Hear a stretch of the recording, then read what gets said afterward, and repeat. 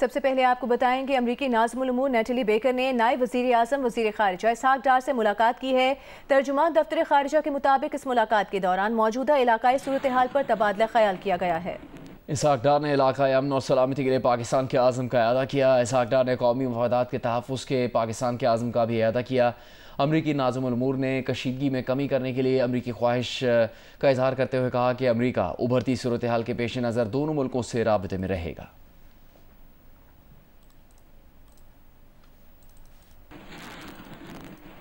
اقوام متحدہ اور امریکہ کے بعد سعودی عرب نے بھی پاکستان اور بھارت کے درمیان بڑھتی کشیدگی پر تشویش کا اظہار کیا ہے۔ سعودی وزارت خارجہ نے اپنے بیان میں کہا کہ پاکستان اور بھارت کشیدگی سے گریز کریں اور تنازعات سفارتی سطح پر حل کرنے کی کوشش کریں۔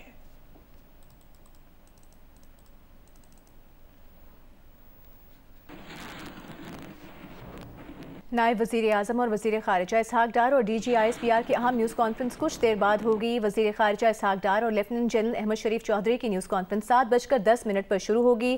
ذرائع کے مطابق اس نیوز کانفرنس میں ایل او سی پر بھارتی اشتعال انگیزی اور صورتحال سے آگاہ کیا جائے گا۔ پاک فوج کی بھرپور جوابی کارروائی پر بریفنگ دی جائے گی۔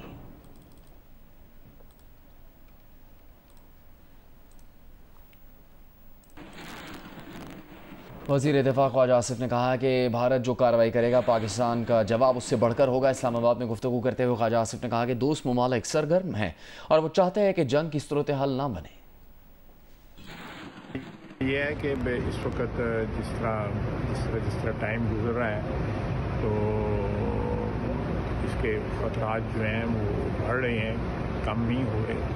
بہرحال انٹرنیشنل کمیونٹی بھی اس بھاگ دوڑ میں لگی ہوئی ہے کہ کوئی دوست ممالک بھی، اس خطے کے ممالک بھی، بڑی طاقتیں بھی، کہ یہ کلیش کی صورتحال جو ہے اوورٹ ہو جائے۔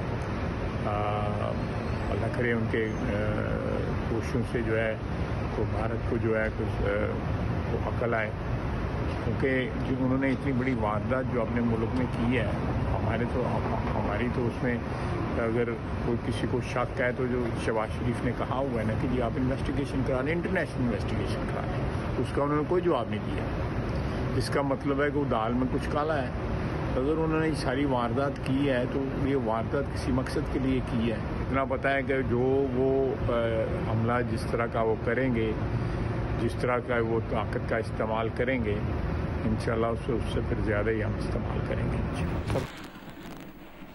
پہلگام فالس فلیگ آپریشن کے بعد گزشتہ شب بھارت کی جانب سے line of control per cease fire کی خلاف ورزی کی گئی ہے۔ سیکیورٹی ذرائع کے مطابق بھارت کی جانب سے کنٹرول لائن کے کیانی اور منڈل سیکٹر میں بلا اشتعال فائرنگ کی گئی، جس کا پاک فوج کی جانب سے منہ توڑ جواب دیا گیا۔ سیکیورٹی ذرائع کے مطابق بھارتی فوج نے چھوٹے ہتھیاروں کا استعمال کیا اور اس کے بعد پاک فوج نے مؤثر جواب دے کر دشمن کو خاموش کرا دیا۔ پاک فوج کی مؤثر جوابی کارروائی میں دشمن کے کئی مورچے تباہ ہونے کی اطلاعات ہے۔ سیکیورٹی ذرائع کے مطابق line of control per Bharat forces کے چک پترا فورس کو تباہ کر دیا گیا۔ بھارت نے مقبوضہ کشمیر کے سرحدی علاقوں کو بھی خالی کروا لیا ہے۔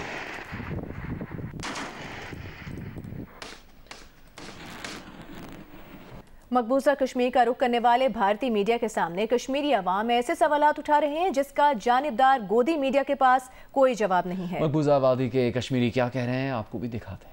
نیشنل انڈسٹریل ریلیشنز کمیشن کے chairman justice retired Shaukat Aziz Siddiqui نے کہا ہے کہ NIRC اور انٹرنیشنل لیبر آرگنائزیشن کے تعاون سے کانفرنس کا انعقاد کل ہوگا۔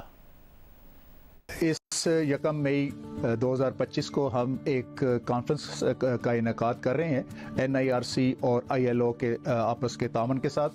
بنیادی طور پر ہمارا جو مقصد ہے وہ یہ ہے کہ ہم ایک ایسا ماحول فراہم کریں امپلائرز کو اور ورکرز کو، آجر اور اجیر کو، جس میں وہ اپنے تعلقات کو بہتر بنا سکیں اور یہ ایک فاصلے ہیں وہ کم ہو سکیں۔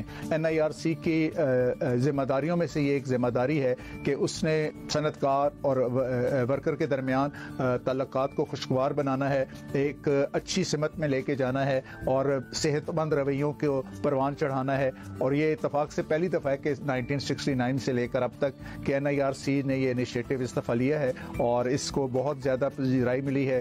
ہم اس ایونٹ کا انتظار کر رہے ہیں اور ہمیں امید ہے کہ انشاءاللہ یہ ایونٹ بہت ہی کامیاب ثابت ہوگا۔ عالمی یوم مزدور پر کل مزدوروں کے حقوق اور قوانین پر کانفرنس میں قانونی ماہرین، ججز، ILO کے نمائندے شریک ہوں گے۔ यकम मई को यौम मजदूर की मुनासबत से बैनुल-अक़वामी लेबर ऑर्गेनाइजेशन और नेशनल इंडस्ट्रियल रिलेशंस कमीशन की जानिब से इस्लामाबाद में बैनुल-अक़वामी कॉन्फ्रेंस का इनेकाद किया जा रहा है, जिसमें मजदूरों के हुकूक और कानून ज़ेर बहस आएंगे। Chairman NIRC justice retired Shaukat Siddiqui का कहना है कि कॉन्फ्रेंस से आजिर और अजीर के दरमियान रवाबित और मजदूर के हुकूक पर बात होगी।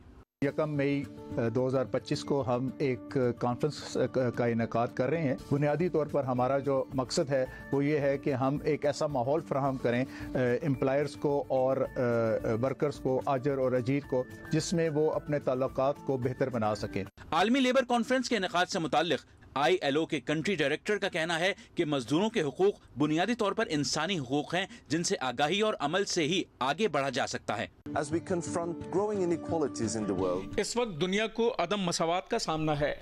माहौलियाती तब्दीलियों और टेक्नोलॉजी के बदलाव के बाद हुकूमत, सरमायाकार और मजदूरों के दरमियान हम आहंगी ज़रूरी है। इस कॉन्फ्रेंस में इंसानी हुकूक पर बात होगी। advance workplace dialogue and promote timely and fair dispute resolution. आलमी लेबर कॉन्फ्रेंस में वफाकी वुज़रा आज़म नज़ीर तारड़ और चौधरी सालिक हुसैन समेत ILO का वफ्द शरीक होगा। कॉन्फ्रेंस में लेबर कवानीन और अदालती उमूर पर सुप्रीम कोर्ट के justice Jamal Khan Mandokhail, Lahore high court के जस्टिस जवाद हसन समेत जस्टिस रिटायर्ड खलीलुर रहमान रमदे इज़हार ख्याल करेंगे। कॉन्फ्रेंस में barrister Zafrullah Khan, general secretary supreme court bar Salman Mansoor, वफाकी सेक्रेटरी डॉक्टर अरशद महमूद भी शरीक होंगे। Chairman NIRC justice retired Shaukat Siddiqui का कहना है कि कॉन्फ्रेंस आजिर और अजीर के दरमियान रवाबित और मजदूर के हुकूक के लिए बहुत अहम साबित होगी।